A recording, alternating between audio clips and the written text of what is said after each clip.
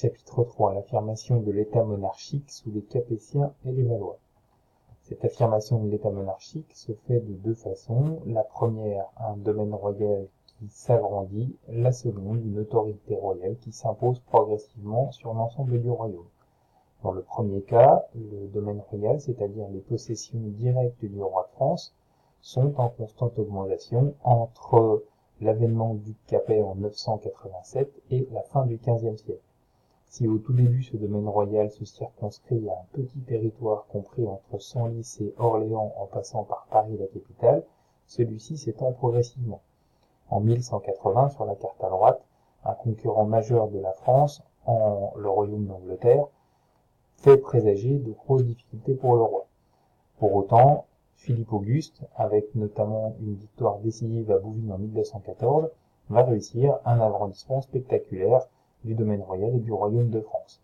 C'est la carte ici à gauche. Malgré la guerre de 100 ans, le domaine royal continue à s'imposer et à la fin du XVe siècle, on constate une très nette augmentation des territoires qui sont sous possession directe du roi. Sur cette carte, on peut observer les moyens par lesquels ces territoires ont été rattachés à la France et au domaine royal. Le premier moyen le plus fréquent, c'est la guerre, qui va concerner 6 territoires, dont la Picardie, la Normandie, la Guyenne, le Languedoc, la Provence et la Bourgogne. On a ensuite des rattachements qui s'opèrent par le biais du mariage. C'est le cas de la Bretagne et de la Champagne. Le roi de France épouse l'héritière de ces territoires. Et également, on peut trouver des rattachements par héritage. C'est le cas du comté de Toulouse en 1271. Ensuite, l'autorité royale est en constante progression. Cette autorité royale va s'imposer de plusieurs façons. Tout d'abord, le roi va progressivement faire respecter l'hommage, c'est-à-dire la cérémonie qui le lie à ses vassaux, les seigneurs du royaume, et va progressivement imposer son autorité sur ceux-ci. Ensuite, les rois développent les fonctions de bailli ou sénéchal dans le sud de la France. Ce sont les envoyés du roi dans ce royaume. Ils sont chargés notamment de collecter les impôts et de rendre la justice pour le roi. Ensuite, ce roi s'affirme par la guerre en montrant sa puissance. Un des principaux rois à avoir réussi dans cette entreprise, c'est Philippe Auguste. Lors de cette bataille de Bouvines en 1214, il montre clairement aux seigneurs du royaume son immense puissance.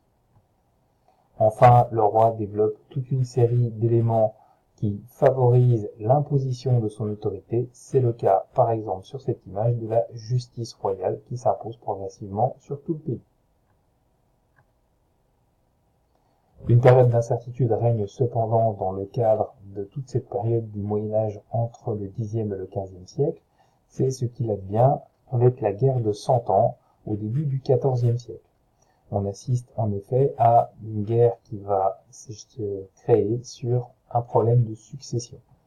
En effet, la dynastie capétienne s'éteint après les décès de Louis X, Philippe V et Charles IV, sans héritier masculin.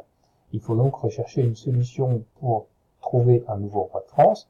On remonte alors à Philippe III le Hardi et on va redescendre dans la généalogie pour décider de nommer Philippe VI, roi de France, être le premier de la dynastie Valois. Cependant, le conflit va naître par le biais d'Isabelle de France, fille de Philippe IV le Bel, sœur des 3 derniers rois capétiens, qui va, elle, être mariée à Édouard II, roi d'Angleterre, et prétendre à la transmission de la couronne royale de France à son fils Édouard III, en justifiant qu'elle est la plus proche héritière du dernier roi important en France. On assiste ainsi à toute une série de querelles qui vont débuter en 1337 et s'achever en 1453.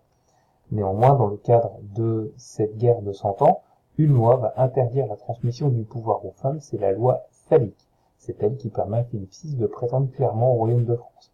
Un roi va cependant revenir sur cette loi, c'est Charles VI le Fol en 1380, qui, avec sa fille mariée au roi d'Angleterre pour des questions diplomatiques, va remettre en cause cette loi Salique et lui donner l'autorisation de transmettre le pouvoir. Son fils Charles VII est donc déshérité. Ce fils Charles VII, c'est lui qui va bénéficier du soutien providentiel de Jeanne d'Arc. En 1337, comme on l'observe, les possessions du roi d'Angleterre sont très faibles. Cependant, bien plus tard, entre 1415 et 1429, on observe que le royaume d'Angleterre a pris pied très largement sur le territoire français.